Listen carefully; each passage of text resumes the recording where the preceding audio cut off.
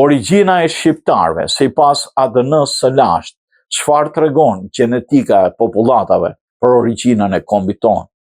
Origjina e shqiptarëve ka qenë prej kohësh një temë debati në histori, gjuhësi dhe antropologji, kryesisht për shkak se populli shqiptar delvon në burimet historike në shekullin e 9, ndërsa gjuha shqipe përfaqëson një deg më vete brenda familjes indo-evropiane. Një studim i ri bazuar në të dhëna paleogenetike dhe analizat të ADN-s së lashtë, i publikuar në platforma shkencore si BioRxiv, synon të hedhë më shumë dritë mbi këtë çështje, duke kombinuar gjenetikën moderne me njëra mostra të lashta nga Eurazia perëndimore. Studiuesit kanë analizuar 6.000 gjenome të lashta dhe 74 individ shqiptar bashkëkohor, duke përdorur metoda të avancuara të gjenetikës së popullatave. Rezultatet tregojnë një vazhdimsi të fortë gjenetike në territorin e Shqipërisë qysh nga epoka e bronzit të vonë dhe epoka e hekurit deri në mesjetën e hershme.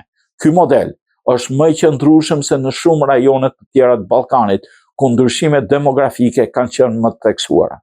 Origjina kryesore e shqiptarëve. Sipas analizave, shqiptarët e sotëm rrjedhin kryesisht nga popullsitë që kanë jetuar në Shqipëri gjatë mesjetës së hershme rreth viteve 800-900 të erës së re, të cilët vetë lidhen me banorët më të hershëm të epokës së bronzit dhe të hekurit në Ballkanin perëndimor, Ilirë e të tjerë.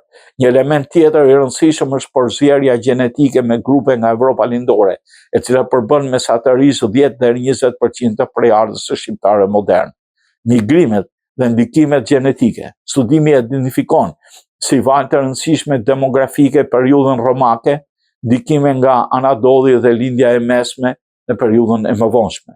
Midis shekullit të 3 dhe të 4, lëvizje popullsisht nga zona kufitare dhe stepa, rreth shekullit të 7 migrime slavish-folse që kanë lënë gjurmë të dukshme gjenetike në Ballkan. Në total, shqiptarët modern përbëhen nga një kombinim i këtyre shtresave historike me një bazë të fortë lokale. Hipoteza shkencore mbi origjinën e shkenca ende nuk ka përgjigje përfundimtare mbi origjinën gjuhësore të shqipes, por hipotezat kryesore lidhen atë me Ilirët, Dakët dhe Trakët. Një zhvillim lokal pas romak në Ballkan, por mungesa e dokumenteve të plota të gjuhëve të lashta e bën të vështirë një konkluzion përfundimtar.